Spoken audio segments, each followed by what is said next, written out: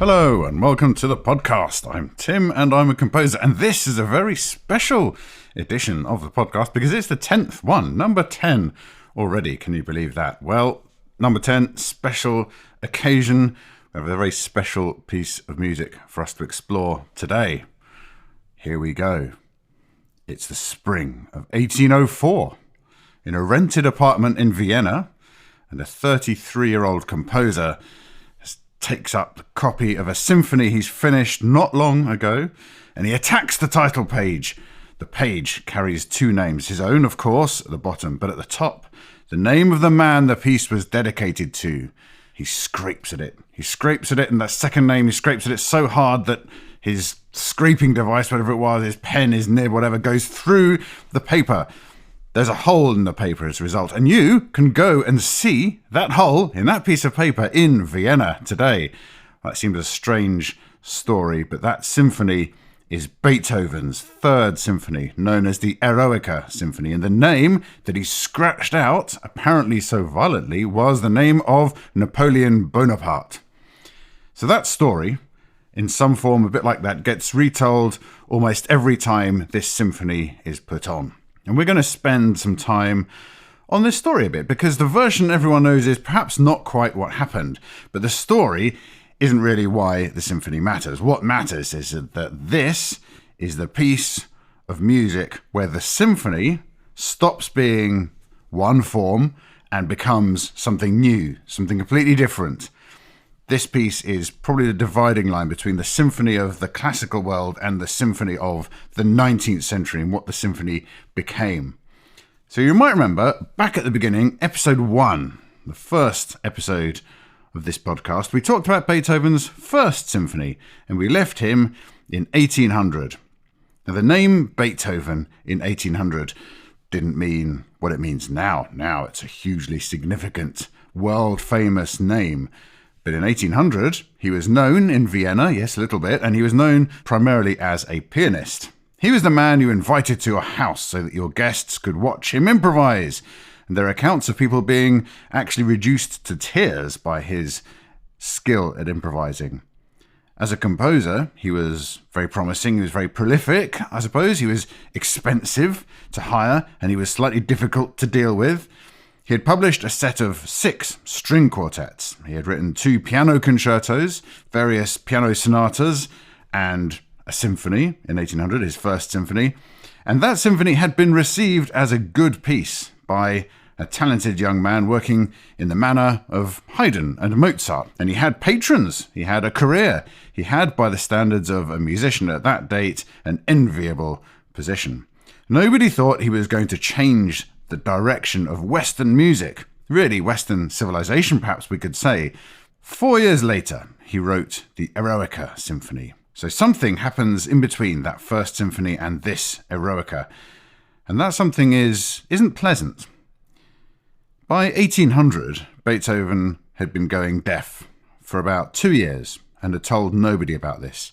Now, we know this because in the summer of 1801, he finally wrote to 2 friends about it.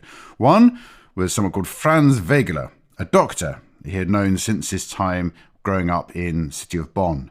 The other was Karl Amender, who was a pastor, a priest. The letters are the first documentary evidence of Beethoven's deafness. To Wegeler, in June 1801, he sets out the practical problem, and he does it very plainly. In the theatre, he says he is obliged to lean close up against the orchestra in order to understand the actors. And from a little way off, he hears none of the high notes of the instruments or the singers. In conversation, people often fail to notice anything wrong. Quote, being subject to fits of absence, they attribute it to that cause. He can hear that a person is speaking, but, quote, I can distinguish the tones, but not the words. And then, quote, I feel it intolerable if anyone shouts to me. Then this, how often have I cursed my existence? Plutarch led me to resignation. Curious. And a little further down the same page, resignation, what a miserable refuge, and yet it is my sole remaining one. So let's stay on Plutarch for a second. Plutarch's Lives is a book of biographies of the great men of Greece and Rome, generals, statesmen, lawmakers. It is a book about Heroes, in other words. In the worst crisis of his life, Beethoven reaches for a gallery of ancient heroes and says it has taught him how to endure. That's 2 years before he starts on the Eroica Symphony. He also asks Wegeler to keep it quiet, to make his deafness, quote, a profound secret and not confide it to any human being. The following year, in the autumn of 1802, staying in the village of Heiligenstadt outside Vienna, he wrote something else. It is addressed to his 2 brothers, and it has come to be called the Heiligenstadt Testament. It is part will and part confession, part apology, and it begins by addressing not them, not his 2 brothers, but everybody. "O you men who think or say that I am malevolent, stubborn, or misanthropic," it begins, and then telling them how greatly they wrong him. He explains that he is pulled away from company because it was impossible for him to say to people, "Speak louder, shout, for I am deaf." And then he describes one particular moment, which, for a musician, is the worst sentence in the document.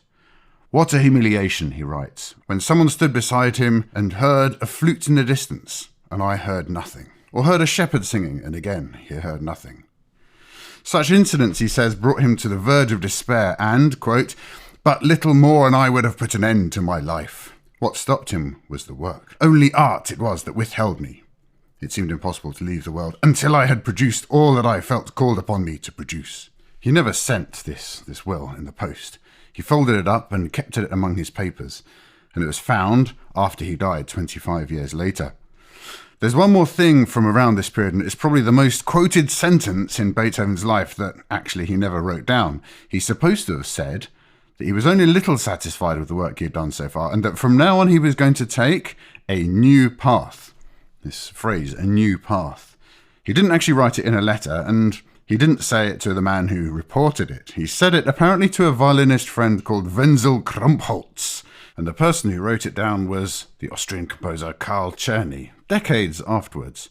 So it reaches us kind of second-hand at best, with vague dating. It's usually supposed to have been said shortly after Beethoven finished his 15th piano sonata, which is known as the Pastoral piano sonata, not to be confused with his Pastoral Symphony, number 6, which comes sometime later, probably the subject of yet another podcast, not this one. Anyway, so his piano sonata number 15, also known as the Pastoral, he's supposed to have said this thing about the new way shortly after that, and that puts it a little before the Testament rather than after it.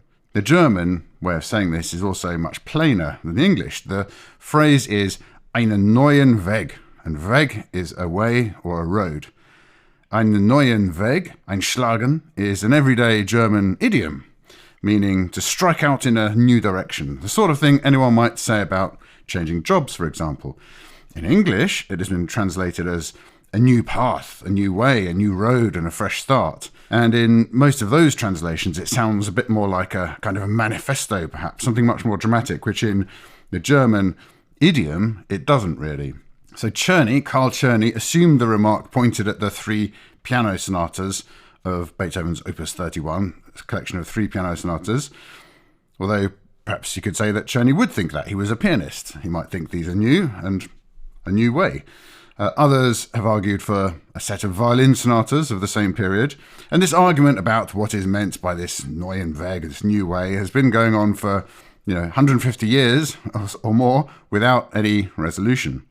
What we do have in Beethoven's own handwriting is less famous, but more exact. Writing to his publisher about 2 sets of piano variations he had just finished, he describes them as written in an entirely new manner, Neue Manier in German. Now that is documented, it's written down, and one of those 2 sets of variations matters a great deal later in this story. We'll get to it. So, what we have here is a man in his early 30s, at the point where his hearing is going. He decides that everything he's written so far is not good enough. Meanwhile, a man a year older, only 1 year older than Beethoven, had made himself master of France. Napoleon Bonaparte, of course, was born in Corsica in 1769 and trained as an artillery officer. He made his name in the Italian campaigns of 1796 and 1797. He went to Egypt, famously, abandoned his army there, came home, and in November 1799 took part in a coup that removed the government and installed him as first consul. In August 1802, a plebiscite, a vote, made him consul for life by about 3.5 million votes to 8,000. Quite a landslide victory, that. So while Beethoven is writing this symphony, the Eroica, Napoleon is head of state of France, with no fixed term and no successor. The country was still officially the French Republic, and remained so until Napoleon made himself emperor, but its elected assemblies had become formalities nonetheless. He had also done a great deal. He had settled the quarrel between France and the Catholic Church. He founded the Legion of Honor, Légion d'honneur. He centralized the administration and stabilized the currency. In March 1804, the Civil Code came into force.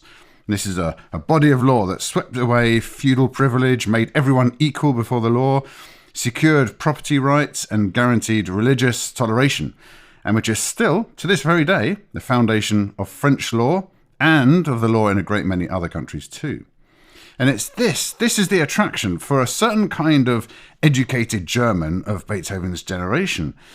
Here was a man in Napoleon who had come from nothing on ability alone and was dismantling inherited privilege across Europe.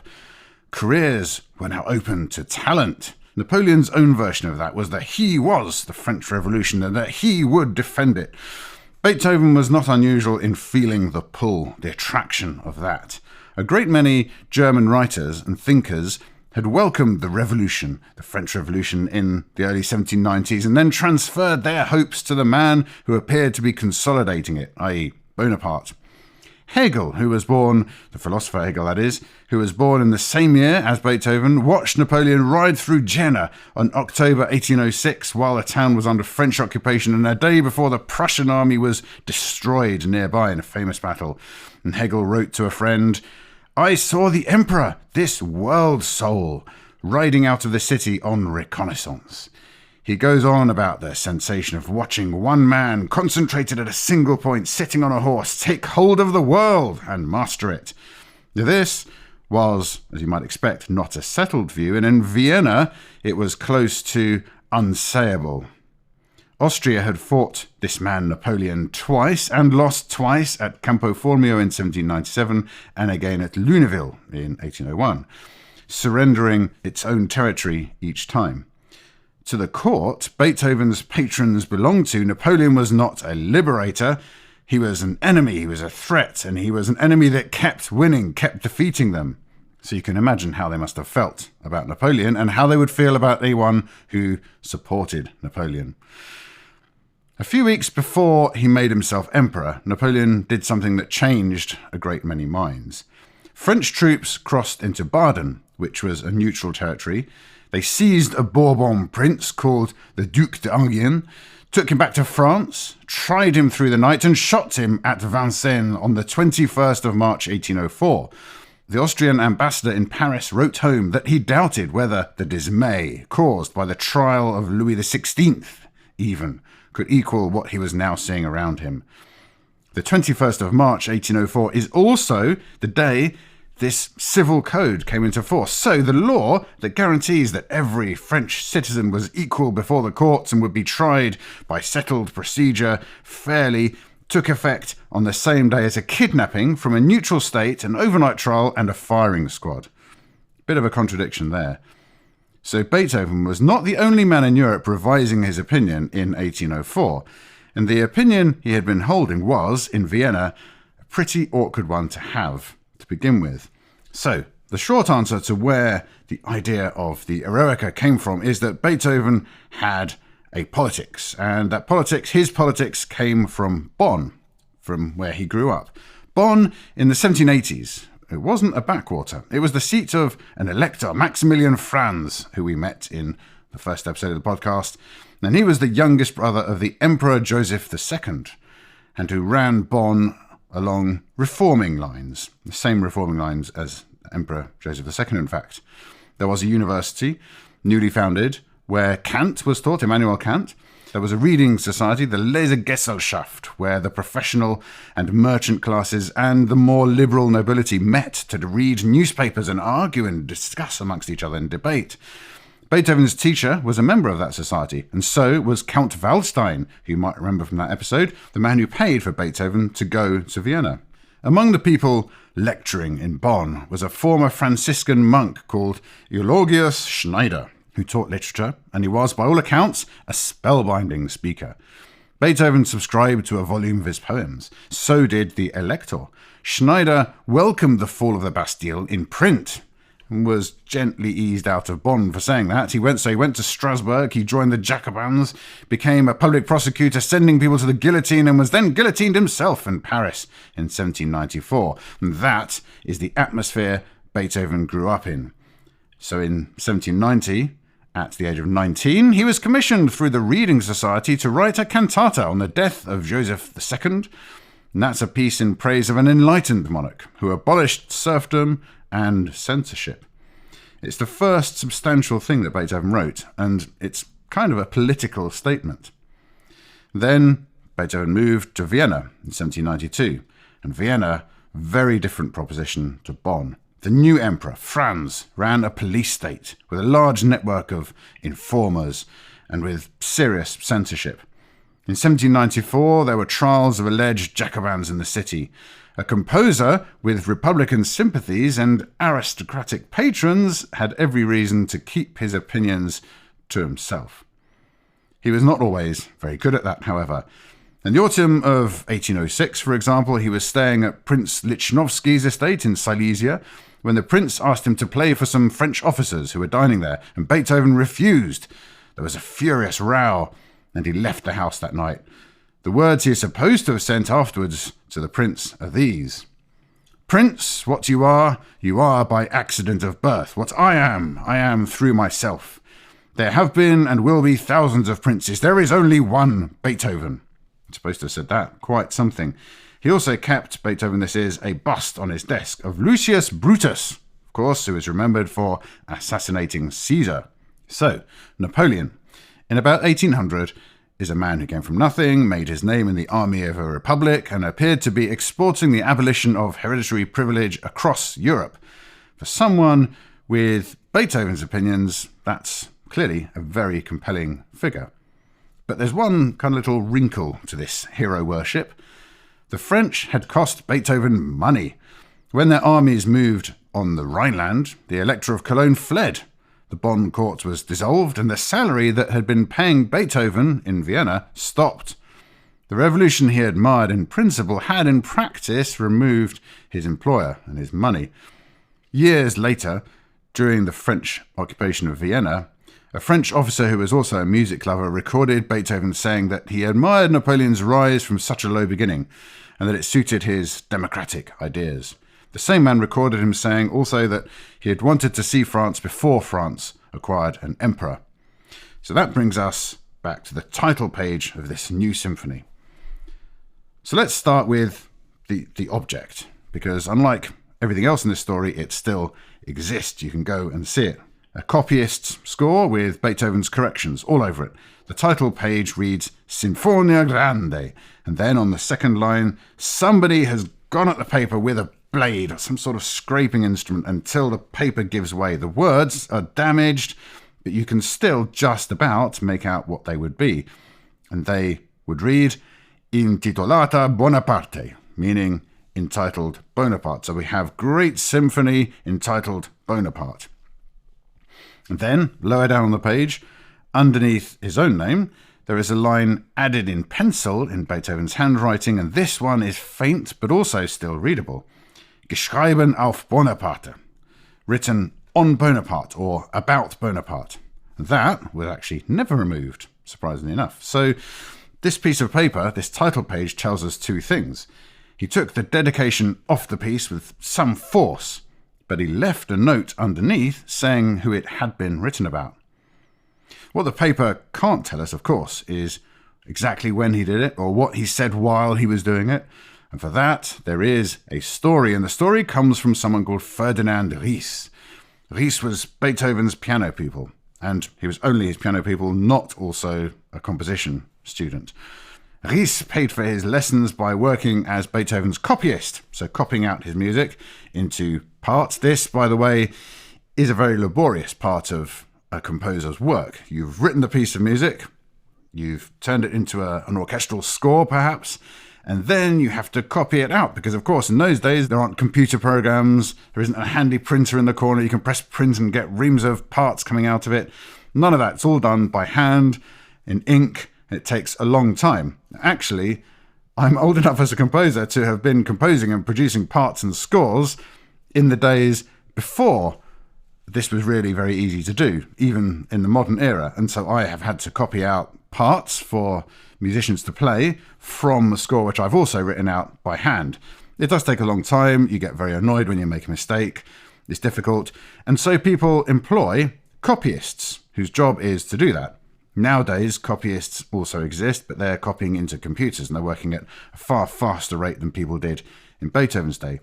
Anyway, this chap, Ferdinand Ries, he was working as Beethoven's copyist, but also as his secretary. And that's the reason why he was in this room with Beethoven and looking through Beethoven's manuscripts at all. So he's very well connected to Beethoven. And he wrote his account in 1838, 34 years after this took place, in a book of reminiscences he put together with Wegeler. Now, Ries says that Beethoven had been thinking of Bonaparte while writing the symphony, that he had the highest opinion of him and compared him to the great consuls of Rome. He says that he and many others saw the symphony lying on Beethoven's table, beautifully copied out, I guess he would say that, wouldn't he? With Bonaparte written at the top of the title page and Louis van Beethoven at the bottom.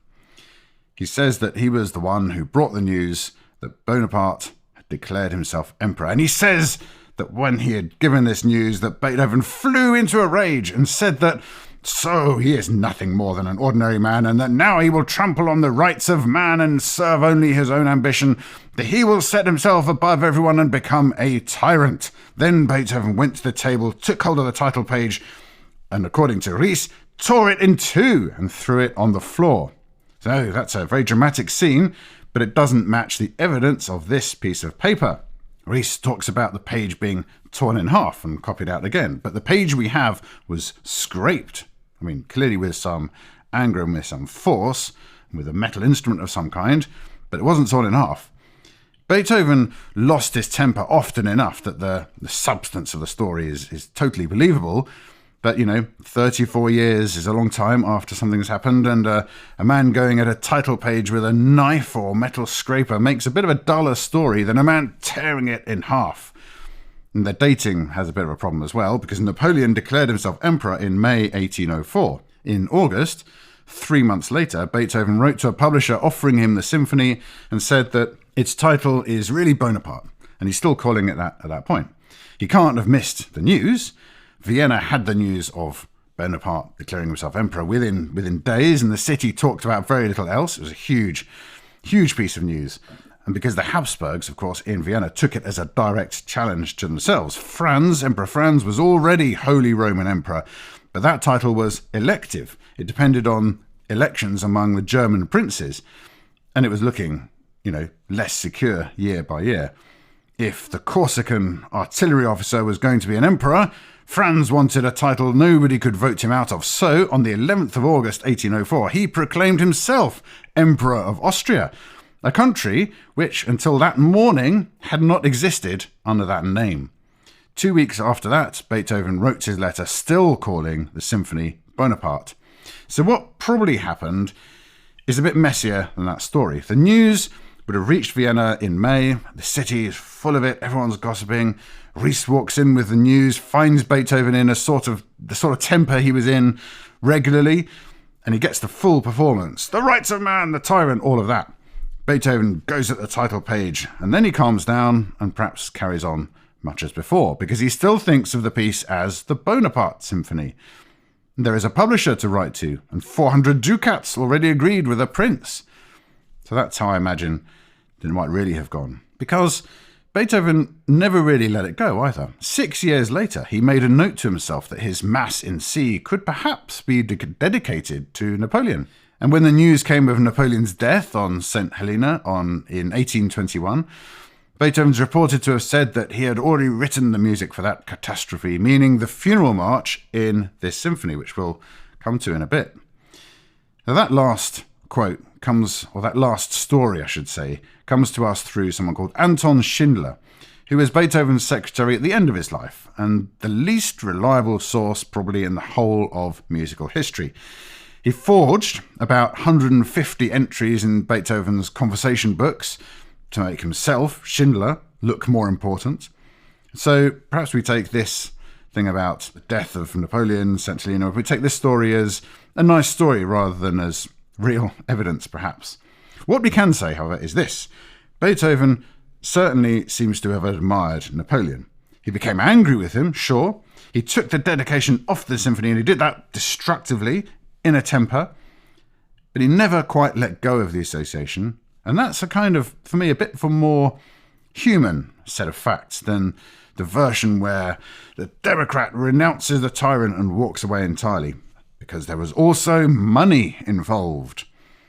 In October 1803, Ries wrote to a publisher that Beethoven very much wanted to dedicate the symphony to Bonaparte, but that Prince Lobkowitz wanted the rights to it for half a year and was willing to pay 400 ducats. Lobkowitz was a Bohemian prince, an obsessive music lover who kept his own orchestra, who sang, who played the violin himself, and eventually bankrupted his entire family paying for musicians. He got the dedication to the symphony and he got the exclusive use of it. So the symphony went out into the world without a hero's name on it at all.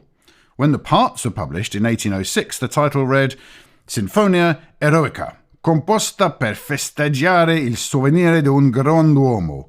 Heroic Symphony, apologies to Italians listening for my terrible pronunciation. Anyway, that means Heroic Symphony, composed to celebrate the memory of a great man. That's where the name Eroica comes from, and it describes the piece without actually dedicating it to anybody. Which man is the great hero, the great man, is not stated, and the word in Italian souvenire, memory, implies that that man has gone. So before we get to the music, I want to describe the world that this symphony was written for. Because if you imagine a concert hall, you will imagine the wrong thing. There was no concert hall. Vienna in 1804 had no purpose-built public concert halls like we do today. If you wanted to put on a concert, you borrowed or rented a space. You would have perhaps used a theatre on one of the days when plays and operas were forbidden. Or you might use the hall above the grain exchange on the Neuermarkt. Or you might use the room at Jan's restaurant, which held about 400 people. Or the pavilion in the public gardens at the Augarten for morning concerts in summer, where the engravings show pots of coffee on tables. The word for a concert was an akademie, and we've talked about those in episode 1. It means a one-off benefit event put on by a single musician who paid the costs, hired the players, and took the risk, the financial risk. There was no season, there was no series. The concert months were Lent and Advent, when the theatres shut and nobody put on concerts in summer because the aristocracy had left the city. It was very, very hot in Vienna, very dusty. So the aristocracy who went to concerts left, they went to the countryside. A ticket cost around 2 gulden, which was more than a labourer earned in a week. One estimate is that the aristocracy and the middle class together, the people who could conceivably buy a ticket, now, though they numbered in total to perhaps about 6,000 people, and that's in a city of 250,000 people. That's not the same as saying that everyone in the building going to the concert was wealthy, because the orchestra, they were tradesmen on wages, and they were poor enough that there was a charitable society in Vienna specifically to support musicians' widows and their orphans. There were copyists present, there were doorkeepers, there were people tending the candles, there were servants attending their employers. And we know what the literate minority thought of this symphony because they wrote it down. They wrote down their thoughts. Everybody else in the building appears in the record only as labour. And what they made of it, it's lost. It's fascinating to think what they might have thought of it. And people behaved differently in those days. Applause between movements was normal. It isn't today, except at some festivals, like the proms, for example, people tend to clap between movements. But generally at a normal concert, you clap at the end. And in those days, also, people often demanded, even more than applause between movements, they would demand that a movement be played again if they liked it, immediately, before the next movement. That certainly doesn't happen at all anywhere today. There's a document that I find very striking that I've read. In March 1799, for 2 performances of Handel's Messiah, where the famous Alleluia chorus comes from, for 2 performances of Messiah in Vienna, Baron van Swieten, who we've met before at previous episodes, Baron van Swieten had a note printed in the programme asking the audience to refrain from applauding between the numbers, and not to expect encores either, because otherwise the connection between the parts, between the movements, whose uninterrupted succession is what produces the effect of the whole piece music, well, that effect would be broken. We'll do an episode on Handel's Messiah before long, because there's quite a lot to say about it, and in fact there is one weird moment in it when everyone does start clapping in the middle. Scandalous, but we'll come to that, and there's an interesting tradition around that, but that's for another episode. I'll leave you on a cliffhanger about Handel's Messiah. But anyway, Baron van Swieten, he's written this note in the programme having to explain, in writing, in 1799, why you might listen to a long piece all the way through without interrupting it. So it was an argument, really, that took a long time to win. It was a concept that took a long time to take hold. Beethoven wasn't asking for the movements to run straight together. He did intend for there to be a little gap, and he never marked for them to run together. What he was asking of the audience was their attention span, held across a much longer span than they were used to giving. So, let's dive into the music of this Eroica symphony. Here's how it starts. 2 chords, and then a simple line, which is played by the cellos. Here's how it goes.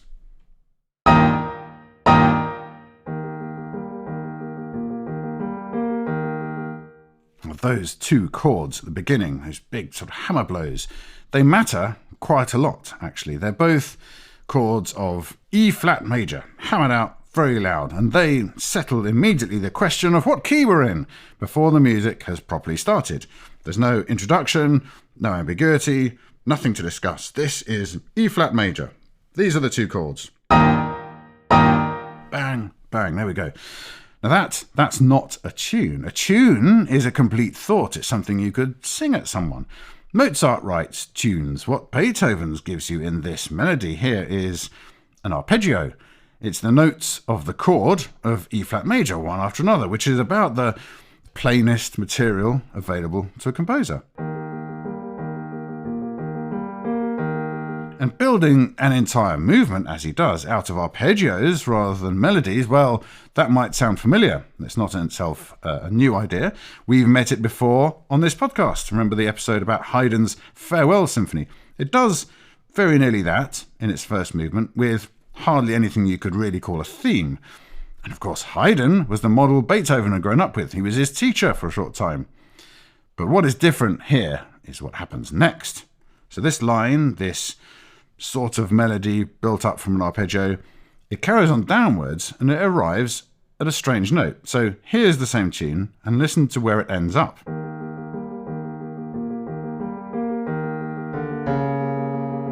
Now that note, the note it ends on, is C sharp.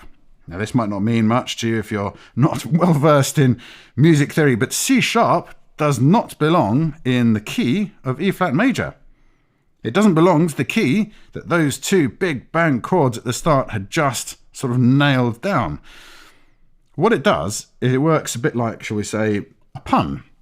It's a single note with 2 meanings, just like a pun is a single word with 2 meanings, and both of them are relatively straightforward meanings. But here it is C sharp. It sits in a chord that wants to take you to G minor. And here is what it sounds like if you let that happen. So here we have this weird note interpreted as C sharp, and I'll play for you. It'll want to take you into G minor. So that's what this sounds like.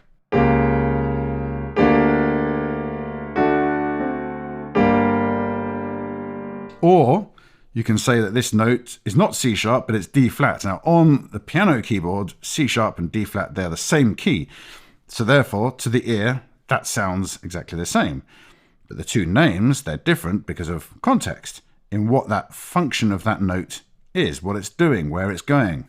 If you call it D flat, it sits in a chord that instead of wandering off to G minor, it wants to take you to A flat major, for example, instead. So here we go. I'm going to play the same thing again, but I'm going to interpret that note not as C sharp, but as D flat, and go into A flat major instead. Here we go.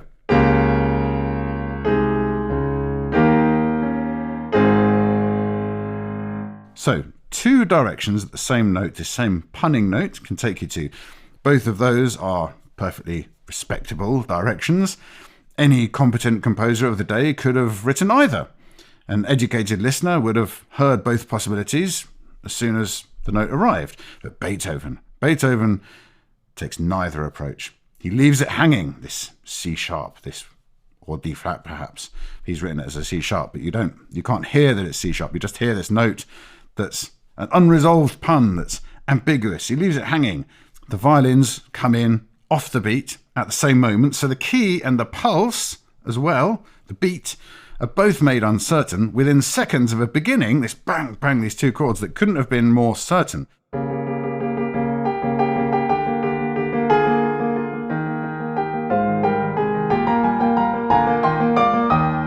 It's an odd thing to put at the beginning of a piece about a hero. The first characterful thing this music does is to be ambiguous about where it stands. And anyone who knew Beethoven's First Symphony, like you if you were listening to the first episode of this podcast, anyone who knows Beethoven's First Symphony, they had a particular reason to sit up at this point. Very exciting. Here's Beethoven at it again. That piece, the First Symphony, opens on a dominant seventh chord, you might remember. Now that's a chord whose entire nature is to demand a resolution of some kind, otherwise it leaves you frustrated. And Beethoven, in that First Symphony, he declines to resolve it exactly to where it should go, and he does the same thing at the end of the First Symphony. He starts a scale upwards, but leaves it just before playing the final note, refuses to complete it. Now, as we said back in the first episode, this is, I think, a composer who is asserting authority over his listeners. He's withholding an easy satisfaction in order to make a larger point. So this, in this Third Symphony, is very nearly the same kind of trick. In the First Symphony, the title page promises C major, symphony in C major, but the first chord you hear tells you it's not in C major, it's an F major. Very strange. Here, in this Third Symphony, here are two opening chords, bang, bang, that promised very explicitly this is in E flat major. But then the seventh bar, only the seventh bar of the piece, this C sharp / D flat note points somewhere else entirely. Promise one key, then immediately suggest another. Now Haydn, the composer Haydn, surprises his listeners constantly, and he takes huge pleasure in it. It's all a big joke. But what I think is different in Beethoven, and what I think is new at this point in history, is the whole tone of this. This isn't a surprise offered to entertain the audience in the way that Haydn might have done. This is a composer establishing in the first few seconds of a major piece of music that he, the composer, is the one deciding what the audience will get and when. So Lobkowitz, sitting in his own palace in 1804, had heard the First Symphony and would have recognised this habit. He couldn't have predicted, however, where this one was going. Until very recently, at this point in history, a composer was a servant. Haydn spent most of his career in livery as effectively a servant. Mozart, you might remember from a previous episode, in the Archbishop of Salzburg's household, he sat at a table below the valets and above the cooks, and he wrote home about it, sort of angry about that. But now here, in Beethoven, is a man of that same trade, very strongly influenced by Mozart, knew Haydn, standing in a prince's house, telling a room of aristocrats what they may have and when they may have it.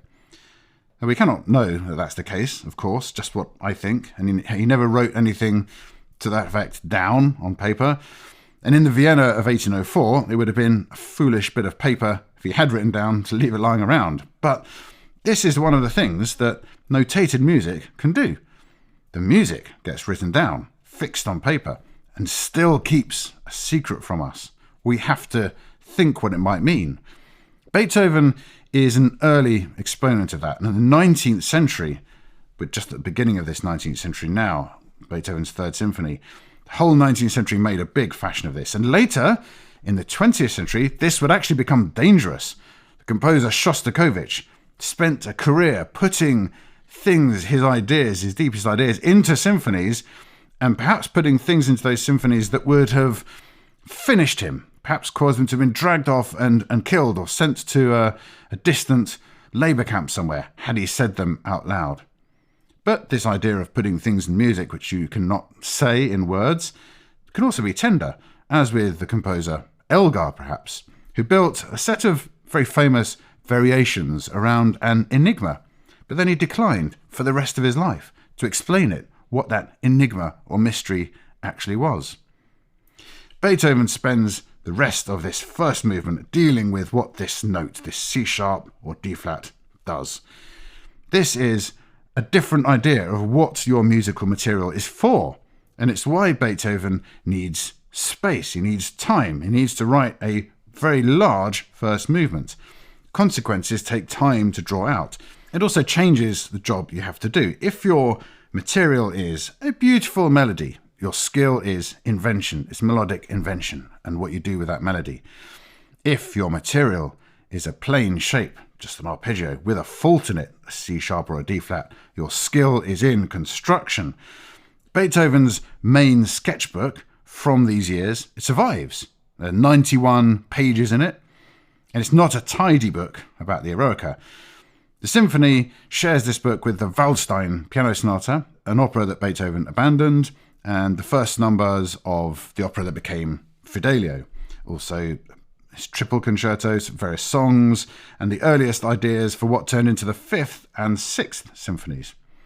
Projects sit on top of one another, crammed into this book. His handwriting is so sort of quickly written and vague and approximate that when 19th century editors tried to reproduce the pages exactly as they stood, the result came out as musical nonsense, and a complete readable edition of the book only appeared, in fact, in 2013.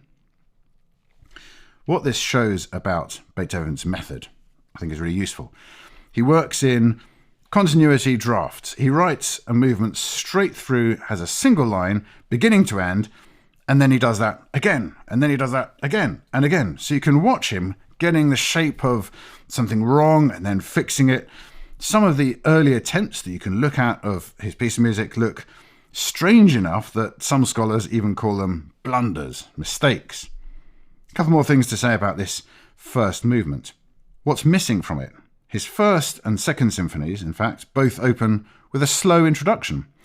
And so do most of Haydn's late symphonies, which Beethoven would have known.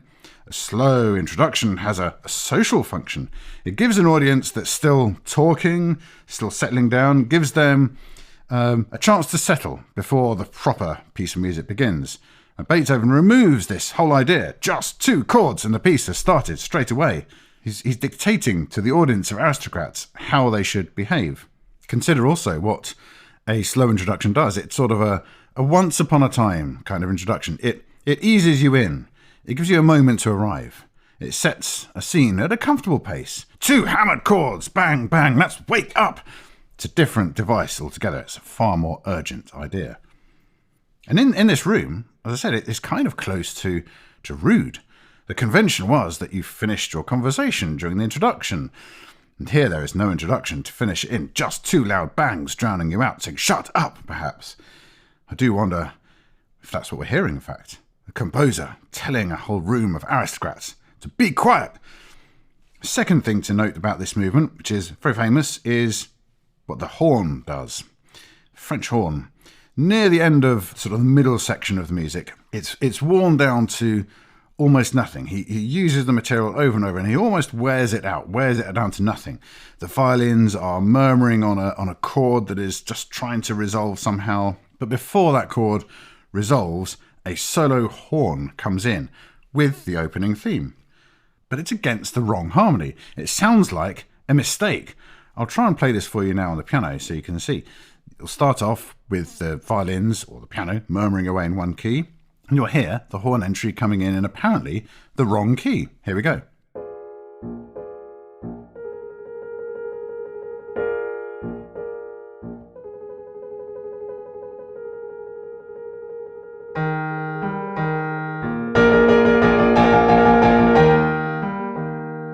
Now, there's something here, very interesting, that a modern audience cannot see, and clearly you cannot see if you're listening to it on a recording.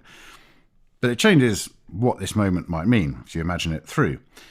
First of all, Beethoven's horns, or the horns of Beethoven's time, they had no valves. If you look at a French horn today, it's got valves, the little keys that the player can use to help change the note very easily. The instrument in Beethoven's time, it was a fixed length of tubing, so it could only sound a certain set of notes, one harmonic series, as we call it. And it was set up to only do that in one key at a time, so only one harmonic series, and a harmonic series is tied to a particular key. To change key within the music, therefore, you had to add and remove lengths of tube, and those were called crooks, little bent pieces of tubing, and you had to pull a length out of your coiled up metal tube, pull a length out, and put another length back in if you wanted the instrument to sound a whole set of different notes. Not a particularly quick operation, but players had to do it on the platform during their rest in the music while everyone else was playing, but they're doing it in front of everybody. So an audience in 1805, they were accustomed to watching horn players kind of take their instrument apart and put it back together in the middle of the performance. And they were also accustomed to what may have gone wrong. Occasionally, a crook that wouldn't quite get in properly, the wrong crook picked up, a crook dropped on a wooden floor, a clanger, literally. And they knew what a horn with the wrong crook in it sounded like. It sounded like the right notes in the wrong key. Now put that entry in front of these listeners, this horn which sounds like it's in the wrong key. The horn comes in alone with the main theme against the harmony it doesn't fit. To us, it might seem sort of a strange, marvellous effect, but to people listening, it would have sounded precisely like someone who had fitted the wrong tube to his instrument and perhaps had miscounted all of those bar rests before he had to come in. Now, I learned most of this story about, most of what I know, in fact, about the French horn from a player called Eroica Scott, and I interviewed her for the Continuo Connect website. Go and have a look at that, continuoconnect.com. It's a great website promoting early music. And I wrote an article, I interviewed her for this website, and she knows a great deal more about historical horns than I do. And she pointed out something that I couldn't have worked out just by reading a score. That in this movement, the first horn player, the principal horn player, has to change crook from E flat to F in order to play that famous entry. So I went and had a look at the first horn part. Before the entry, this famous entry, there are 41 bars of rest that you have to count, and an instruction to change to the F crook. And then the entry alone happens, these 4 bars that are very famous that everyone argues about. And then after that, there's another 89 bars of rest and an instruction to change back to the E flat crook that the player started on. So they start off in E flat, play lots of music, they've got a big chunk of rest, they put in their F crook, they play something, they take that out, another huge long rest, play some more music, back on the E flat crook. The player takes his instrument apart, waits, plays just a handful of notes, waits again, and puts it all back the way it was. And Nika observed to me when I spoke to her about this, that second gap, that 89 bar rest, that the music that the rest of the orchestra is playing at that time could really have used horns. So Beethoven is not simply writing a passage that sounds like a crook error, he's requiring an actual crook change to produce it, and he pays for that with a long stretch of music where his first horn's unavailable to him because he's putting his instrument back together again. Now that's not in any way an accident. You might remember Ferdinand Ries. He was standing next to Beethoven at the first rehearsal, and he wrote down what he did. He said out loud to Beethoven, that damned horn player, can't he count? It sounds frightfully wrong." And Beethoven, he says, very nearly punched him and didn't forgive him for saying that for a long time. But I have some sympathy with Ries here, because I have done the same thing near enough. Not with Beethoven, obviously, but as a student, I was at a performance of Mark Anthony Turnage, his piece of music, Three Screaming Popes, fantastic piece of orchestral music. And I was sitting next to the composer.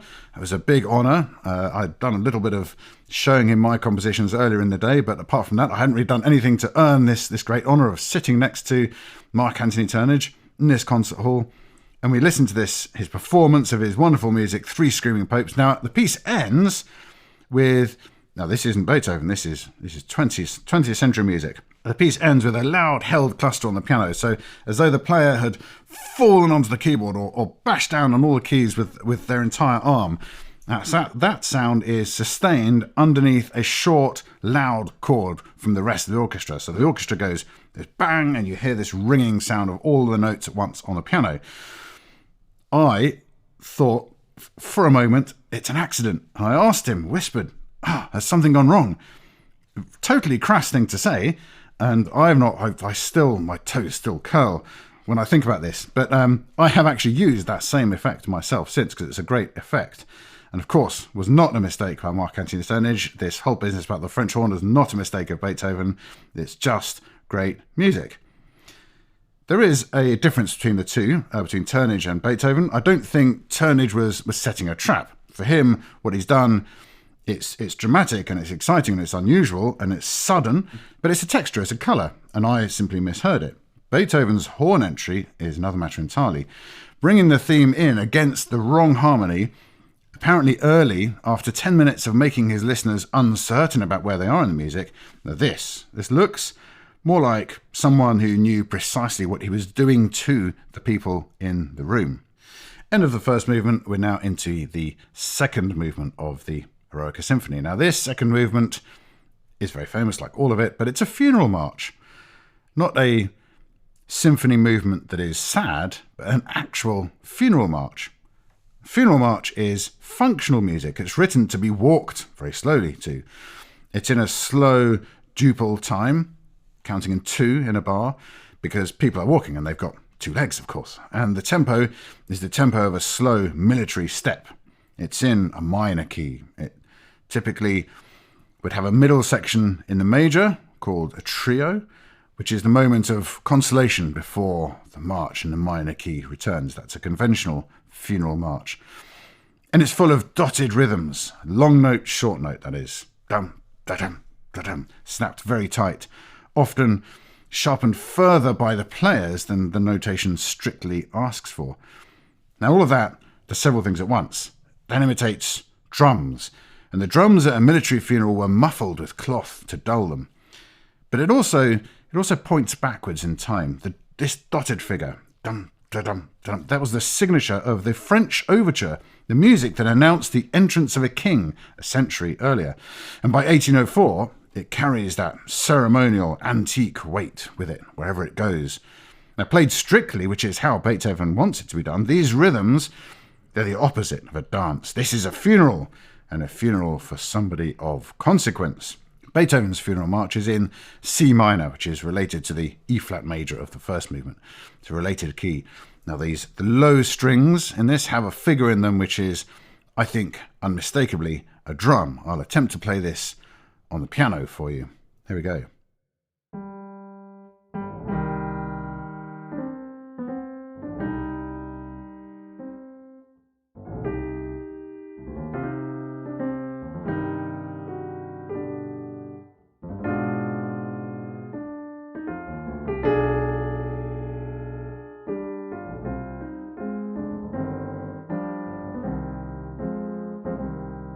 Now, this kind of music had a specific political association at the time.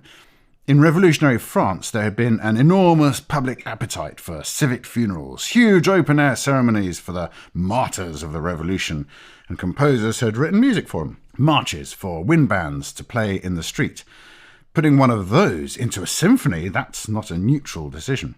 While we are on funeral marches, there is an interesting misattribution I'll just clear up here about a piece that a great many people in Britain hear once a year without knowing quite whose it is.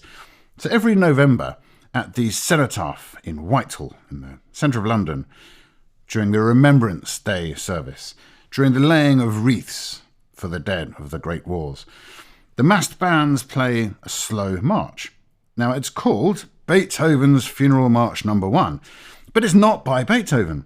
It's by a Prussian bandmaster called Johann Heinrich Walch, who ran the court orchestra of a small German principality and died in 1855. And there are actually 2 more of these marches. There are 3 in total. Hawks and Son, publisher, they published funeral marches and they called them No. 1, No. 2 and No. 3. and they published them in the early 20th century, all under Beethoven's name. So they turn up at British state occasions to this day. Number 3, for example, was played at the Duke of Edinburgh's funeral. All 3 of these marches were played in the procession for the late Queen Elizabeth II. And as far as anybody has been able to establish, not one of them is by Beethoven. But you can hear why this misconception sticks, I think. They use the same devices as this second movement of the Eroica Symphony, this double-dotted rhythm in particular. They belong to the same tradition, they all come from the same place. Anyway, back to the real one, the second movement of the Eroica Symphony. What Beethoven does at the end of this movement, I'm not going to attempt this on the piano, because the whole effect is in the orchestra. The march theme comes back and it disintegrates. The musical line breaks into short fragments with silences between them, passed between instruments, as though the music cannot get to the end of a sentence in its grief, and then it stops. Let's move on now to the third movement after this funeral march, a movement called a scherzo that is fast and quiet and pent up until suddenly it isn't. Now, this word itself, scherzo, it means joke. Scherzo, it's Italian for a jest. And it began its musical life by meaning exactly that. Haydn used this label for many of his string quartets in movements that really are funny, they're little musical jokes. By the time Beethoven writes this one and puts scherzo at the top of it, the word has largely become just the name for a type of movement, fast, and in three beats to a bar, rather than a description of its mood as being something like a joke. Nothing in this movement is amusing in that way. What survives of the joke is perhaps the kind of the machinery of a joke. Sudden, loud, arriving after a long quiet. Accents in wrong places.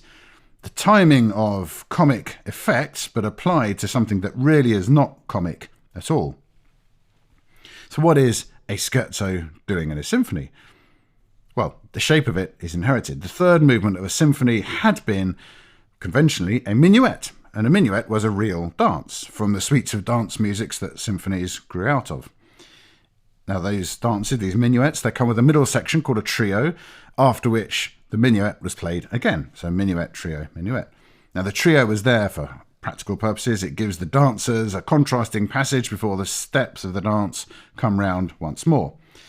And it got its name, minuet, trio, minuet. It got its name because in the French court practice, it was scored for 3 instruments, usually a pair of oboes and a bassoon, so a trio. And the name stuck long after the scoring turned into an orchestra.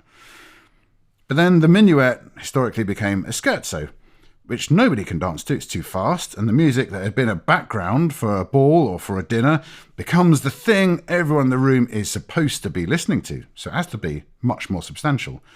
And what survives, though, is the structure. You get a scherzo, a trio, played by considerably more than 3 instruments, and then the scherzo again.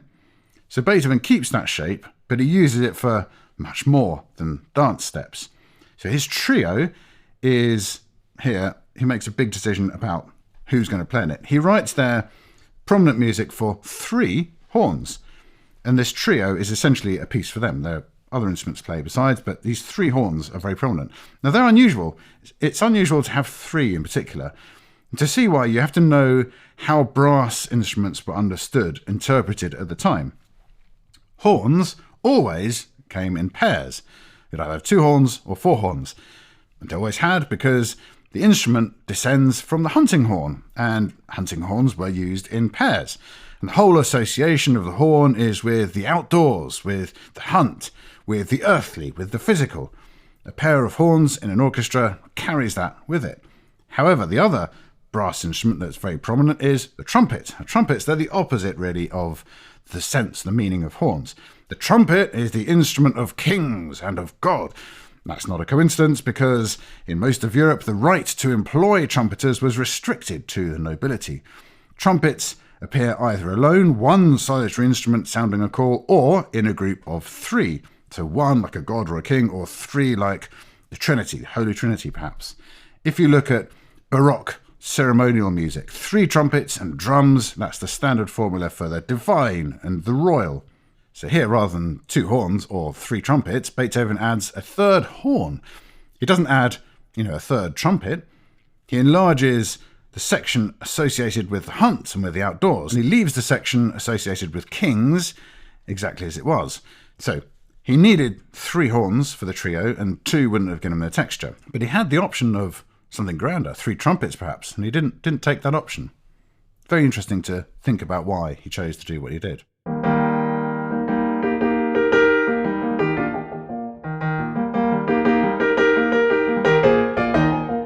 So, the 4th movement then, the finale of this symphony. The finale begins with a rush of strings and a bang. It's a very grand opening. It promises something enormous, to the point actually of being perhaps almost over the top.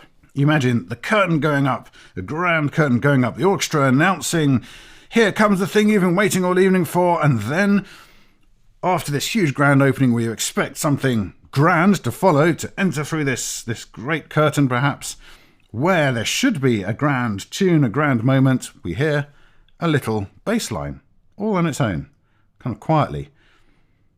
Now, I'll play you both. I'll try and play you this grand flourish on the piano, and then I'll play you this little thing that follows it. Again, on the piano, see what you think. Here we go.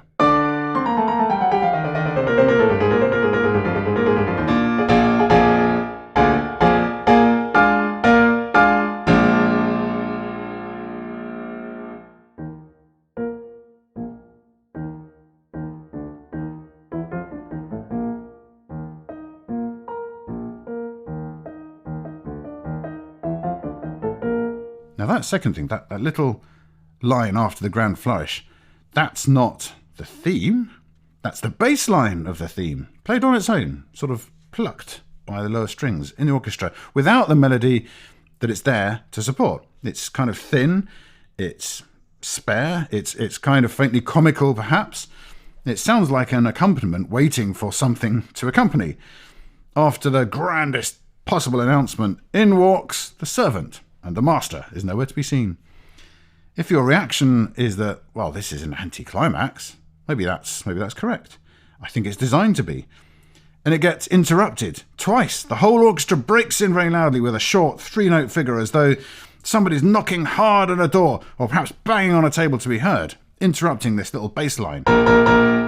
He then writes 3 variations on this bass line alone before, after all of that, an actual melody arrives in the woodwinds on top of this bass line.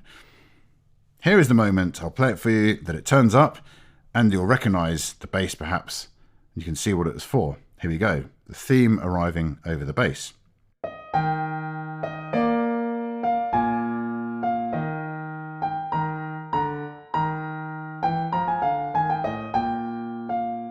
So this was an approach, a compositional device that I think Beethoven was quite taken with around this time. He had used it before, very explicitly. You might remember earlier in this podcast we talked about a set of piano variations, the ones that he had described to his publisher as being in an entirely new manner.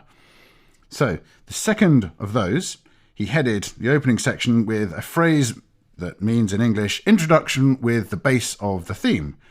So he's describing this procedure in the title, and he does exactly the same thing. He just begins with the bass line, does something with the bass, and then he adds the theme over the top of it. Now, the reason for the trick is quite interesting, I think. The tune itself has a history. He wrote it first as a contradance, a ballroom dance. Then he used it again as the finale of a ballet called The Creatures of Prometheus. And then he used it in the piano variations, and then this symphony. Prometheus in the ballet makes human beings out of clay and then gives them fire and then is punished for it. And the reason the theme gets assembled from the bass upwards piece by piece is that in the ballet, that assembly represents the creation of life from nothing. So start with the bass line, add things on top. So the bare bass line is not a clown wandering into the throne room. It is sort of raw material. And the movement is about a hero being built. So you can see a parallel between building the creatures of Prometheus and building up a hero. We can follow this myth of Prometheus a little further, though. I don't think Prometheus here is a neutral choice. Prometheus wasn't a god. He stole fire from the gods and he handed it to human beings. And for that, Zeus has him chained to a rock for eternity and has his liver pecked out by an eagle every morning. But the fire had been given and cannot be taken back, and what people do with it now is their own business. It makes them capable of governing themselves and capable also of destroying themselves. The story is about humanity growing up out of the shadow of the gods and being made to pay for it. Now, for a man, Beethoven, raised on the Enlightenment, who had watched France dismantle the divine right of kings and then watched what came out of the wreckage, is it really hard to believe that that choice was an accident, this association with Prometheus? But then there is an irony in it that Beethoven couldn't possibly have seen the man whose name he scraped off that title page, Napoleon Bonaparte, would end his life on a rock in the middle of the ocean, like Prometheus, put there by the old powers of Europe. You might compare those to Zeus, the monarchies he had spent his career humiliating. Prometheus was chained to a rock by the gods for handing fire to mankind. Napoleon died on an island, a rock, under guard, having given Europe something the kings very much wanted back, but couldn't take back. Now, I'll declare a little interest. Incidentally, I have written an opera myself on this same myth. I called it The Fire of Olympus, but it had a subtitle on sticking it to the man, with intention that's not 100 miles from these that I've described. So, the symphony, the Eroica Symphony, that is it, movement by movement, 4 movements. But what I want to do now is I want to explain why this particular symphony is treated as a turning point in music. It's about 50 minutes long, so that's roughly twice the length of a Haydn symphony or a Mozart symphony. The first movement on its own is about as long as a whole one of Haydn's or Mozart's. So it's a long piece. It's a monumental giant of a work, certainly by 1804 standards, and even by really today's standards, 50 minutes. That's extraordinary, yes, but it's not in itself an explanation for the status of this piece, the Eroica Symphony, as a milestone in the history of music. So here are a few things that I think do justify this status. First one, what does he start from? Working through material rather than melody. Well, that's not new in itself. Haydn's Farewell Symphony does it, as we've said. And Bach often would spin a whole movement out of just one little figure. What I think is new is the status Beethoven gives to his opening. He doesn't begin with a tune, and he doesn't really begin with even a motif either. He begins with an axiom, I'd call it. An axiom is a more fundamental object than a tune or a motif. An axiom is a given, something you put down at the outset and accept, from which everything else can be derived. In mathematics, for example, you start with a few axioms about, for example, addition. So simple that they look really hardly worth stating. And the whole of arithmetic follows from those axioms. Beethoven puts down a plain arpeggio with one strange foreign note in it, and he derives 50 minutes of music. Now that changes what a symphony can be about musically. If your opening is a finished melody, what follows is decoration and contrast in relation to that melody. But if your opening is an axiom, what follows is consequence. It follows out of that axiom. It's a completely different approach. Second reason why this symphony has status is that this work is unified, shall we say, in a way that earlier symphonies tend not to be. The symphony had grown out of a suite, a sequence of contrasting movements that you could, in principle, reorder or drop one from, put another one in, without doing much damage. A bit like a playlist or a mixtape, I suppose. But you can't do that here. Here, the funeral march means what it means because of what has gone before it. The finale answers a question that the first movement asked, we could say. You could think of this as the difference between a complete album, complete record album, and a playlist. A playlist can be in any order. You can swap things out of it. That's your dance suite, the ancestor of the symphony. This is more like an album that a sort of rock band of the 1970s would have, a concept album, perhaps you could say, where the order in which you play the tracks matters absolutely. So that's a big change in approach. And the unity is not only sort of motivic or harmonic, or a matter of consistency of style between the movements. So novelists, for example, they build worlds. And this is a very similar kind of construction. It's world building. Beethoven establishes a world in the first movement with its own rules and its own unsettled problem, its own questions, its own internal problems and inconsistencies. The rest of the piece takes place inside that world. And that's why the finale can be a destination instead of sort of a send-off. In a classical symphony, earlier than this one, the last movement is the lightest, and its function is to see you out of the building, perhaps, with a smile on your face, a skip in your step, perhaps. This one arrives somewhere rather than sending you off. Beethoven writes in this finale, he writes variations, and those accumulate rather than the convention, which was a rondo which circles around. So you get the same theme coming back in a rondo, A, B, A, C, A, like that. This is variations. Start with something, build on it, build on it, build on it. Very different approach. It's transfiguration inside a constructed world. And that's, I think, probably a fair description of what happens here.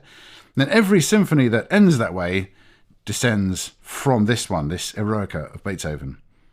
Another reason for the status of the symphony is that the composer asserts himself. We've watched him doing it all the way through. 2 chords, bang, bang, shut up, that give the room no time to settle. That note in the 7th bar, this strange C-sharp note that declines to explain itself. The horn arriving against the wrong harmony. This finale that promises a grand king and then produces just a bass line. He had begun this kind of idea in the first symphony, which we discussed in the first podcast. But here he does it much more so, continuously for 50 minutes, this whole symphony. Now that is revolutionary perhaps in 2 senses at once. Musically, because the composer takes authority over what the listener expects, when they're allowed to have it. That becomes the normal condition of concert music afterwards. Socially, because of who is doing it and to whom. A tradesman in a prince's palace dictating terms to a room of aristocrats. So it changes the status of the composer entirely. And even more, perhaps this is the biggest claim you can make for this piece. It raises the standing of composing, rather than the composer, of composing itself. Before this, a composer supplied music much as a cook supplied dinner. And we've already seen where Mozart was seated. After this Eroica Symphony, a composer could be a figure whose work is studied and argued over for centuries. Now that change has many causes, but this really is the piece where it changes, where it turns in musical history. So, something else which gives this piece its status. It's not something so much inside the piece as something that follows from it. Instrumental music takes over the ground that had previously belonged to opera. Serious public drama in 1804 meant the stage, the opera stage, or the plays. Instrumental music was what you played for dinner perhaps, or during dinner, or a little room somewhere. After this moment, a composer had another way of building a dramatic world and unfolding something like a plot, drama, at comparable scale to that of an opera, and doing that with no scenery, no characters, no words. That's a considerable achievement, and that is a consequence of what this symphony demonstrated was possible. Huge. And there is an irony in Beethoven being the man who managed this, because opera actually gave him a great deal of trouble. He wrote 1, he revised it twice across 10 years, he wrote 4 overtures for it, and then he never wrote another opera. And from roughly this point in history onwards, composers tend to divide into those who wrote symphonies, symphonists, and those who wrote operas. That's a kind of a pretty crude split, and there's plenty of exceptions to that, but it's a division, nonetheless, that couldn't have existed before instrumental music was capable of carrying the kind of weight that an opera has always been capable of carrying. So there are a couple of objections to all of these things, all of these reasons that give the Eroica Symphony such huge milestone status. Reasonable objections, perhaps. One might say that picking a single work as a pivot point, that's a bit suspect. It's a bit like choosing the storming of the Bastille to stand in for the whole of the French Revolution. It's an important and convenient, perhaps, marking point, but the thing itself, the French Revolution, was a process that ran for years either side of this one moment. What I've been describing belongs perhaps to a body of work rather than to one symphony. Some of the other symphonies, a good many of Beethoven's piano sonatas, and the late string quartets above all, hugely important. But another objection you might have is a well-known objection to the idea of great man, a great man influencing history, that events are made by conditions and populations rather than by exceptional individuals, especially male individuals. That if any particular figure had not existed, someone else would have come along and arrived at much the same thing shortly afterwards. And often, that's very clearly right. Evolution by natural selection, for example, turned up in 2 heads at once. Charles Darwin's famously, but also Wallace's head, because the idea was ready and the evidence was lying about waiting to be assembled. But it's not always right, I think. Relativity, shall we say, is hard to imagine arriving without Einstein. And if there had been no Beethoven, I do not really believe we would have had this from somebody else, for the plain reason that we didn't. There was nobody else around him who was doing that. Perhaps this isn't exactly the moment that the symphony changed entirely, but it is one of a very small number of works in which the change can be observed directly. Before all of this, the symphony was, a set of conventions within which a composer worked. Afterwards, it could be a world constructed to the composer's own laws. And there are fewer, clearer examples of this than the Eroica Symphony. So, performances of the symphony then. There were private performances at Lobkowitz's palace during 1804. At one of them, Prince Louis Ferdinand of Prussia, who was a serious pianist as well as a soldier, is said to have asked for the whole symphony to be played again, immediately, and then after supper, again, a third time. The public premiere was on the 7th of April 1805 at the Theater an der Wien, with Beethoven conducting. It was not his concert, in fact. It was a benefit for the violinist Franz Clement, who ran the orchestra there. The programme also included a symphony in the same key, E-flat, by Anton Abel, and Abel's symphony actually got better reviews. The critical response was split, and the reviewer for the Allgemeine Musikalische Zeitung set the split out plainly. Musical connoisseurs and amateurs, he wrote, were divided into several parties. The first, he says, are Beethoven's very special friends, and they maintain that precisely this symphony is a masterpiece. The second group denies the work any artistic value whatsoever. They're a Marmite piece then, perhaps. Through strange modulations and violent transitions, they say, with abundant scratchings in the bass, 3 horns and so forth, a true, if not a desirable originality can be gained without much effort. And the third, very small group stands in the middle. They allow that the symphony contains many beautiful qualities, but find that the continuity often seems completely disjointed, and that the endless duration exhausts even the connoisseur and is unbearable to the mere amateur.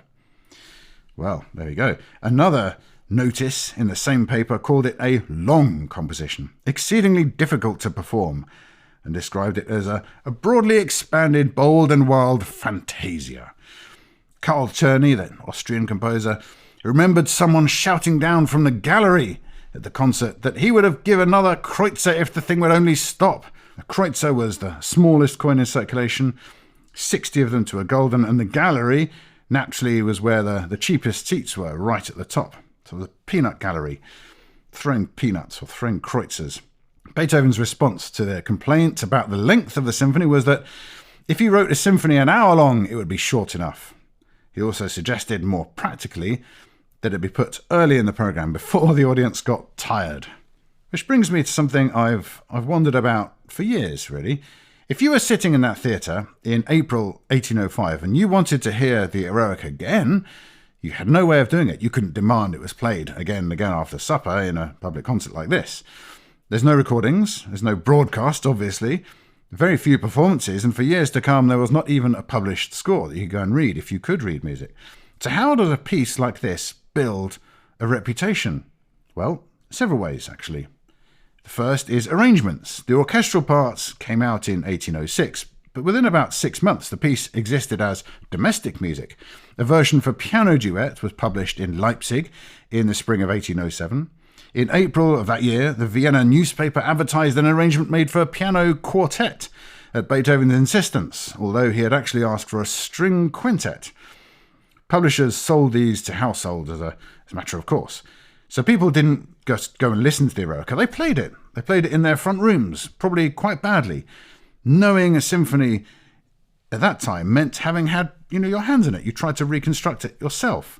Now, this was a relatively new way for music to travel, although, the mechanism itself wasn't new, playing music. Wealthy households had been playing arrangements in their salons for generations. But what changed here was the number of households able to do this.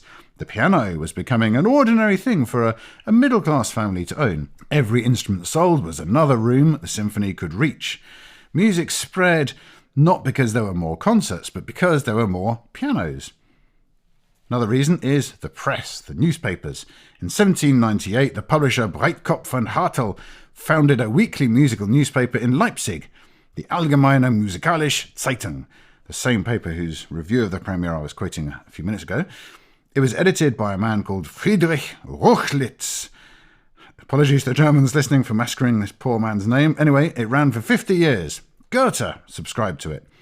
It meant that for the first time, a piece could have a reputation among people who had never heard a note of it, purely reputation from text. And print fed conversation. The people who could afford tickets talked about music at a level that we might or perhaps might not recognise today. They read the reviews, they argued with the reviews, they played the arrangements themselves, they decided what they thought of it, and a new symphony was something you were expected to hold an opinion about. So a reputation could be built, attacked and defended in drawing rooms and in print and in coffee shops and all that sort of places, largely among people who actually had heard the piece maybe only once, or maybe even not at all. And it was in that paper in 1804 that Rochlitz argued that Beethoven's Second Symphony needed to be heard a second time before it could be judged. The idea that difficult music requires more than one hearing was worked out in print by critics because the music had got ahead of the conditions for listening to it. Rochlitz, incidentally, is also the man who supplied posterity with a great many charming anecdotes about Mozart, which actually turn out to be invented, completely made up. So the founding father of serious music criticism was partly a fabulist. There we go. Another reason, the players. When the Eroica reached Leipzig in 1807, there is a report of the orchestra there gathering voluntarily for extra rehearsals, unpaid, just for the honour and the pleasure of the work itself. Musicians, then, I think, were the first people that this piece, the Eroica Symphony, won over, because they were the only ones who got to know it from the inside. Now, as a composer myself, I think this is really something that counts. If the players are on your side, you've done something, whatever the audience makes of it and whatever turns up in the newspapers afterwards. Because orchestral musicians, they are not sycophants at all. They've got no particular reason, in fact, to be kind to the composer. They've watched a great deal of music come and go, and when they think a piece is not up to much, they will let you know.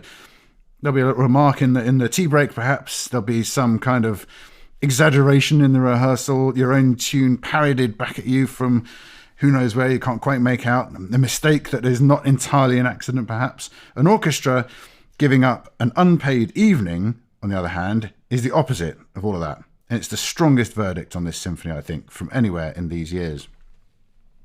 So let's return to that scratched out space on the title page. The published title says the symphony was written to celebrate the memory of a great man, but it never says which man. There are 3 candidates for who this great man might be, and perhaps the piece accommodates all 3 candidates. The first is, perhaps obviously, Napoleon, whose name was there and was removed. The second candidate is the anonymous great man of the published title, a hero with no face, which is what Beethoven left us with when he took the name off. But the third candidate for the great man is Beethoven himself. Now he never said that. There is nothing in his hand suggesting that the symphony is about himself. That reading of this symphony is ours, it's not his, but there is something to it, I think. And it's not really biographical. I think it's in the notes themselves. The second movement, this funeral march, it buries a hero with military drums. The fourth movement then builds an entire finale out of the music of the ballet Prometheus, who is not a soldier, but a maker, and who suffers for what he gives people. So if you take the symphony as one continuous argument, it buries the conquering hero and replaces him with a creating hero. The man writing it, Beethoven, had spent the previous 2 years working out whether he could go on at all, and had decided that the work was the reason he had to carry on. The Testament, Heiligenstadt Testament, and this symphony are about 18 months apart, not long. He does not say, therefore, the hero is himself. I'm not really going to entirely say it for him, but the argument the symphony makes that the maker outlasts the conqueror, now that's the argument he had already put to himself in Heiligenstadt, on paper, in private, when the alternative was just giving up. And there's one more little turn, which is the reason this piece still works on people who couldn't care less about Napoleon. the most persuasive accounts I know of why this music held its position for 2 centuries is that listeners hear in it suffering and endurance and sort of coming through, and that they attach all of it to themselves. On that reading, the hero of the Eroica is whoever happens to be listening. So much for how it was received at the time. What happened afterwards, both to Beethoven and to the symphony as a form, is easier to trace. This symphony is conventionally placed at the start of Beethoven's middle period, so-called. The division of his work into 3 periods was obviously not his idea.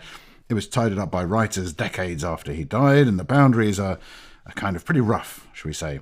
But something did change here, and he knew it, which is what the sort of the new path remark is all about, one might say.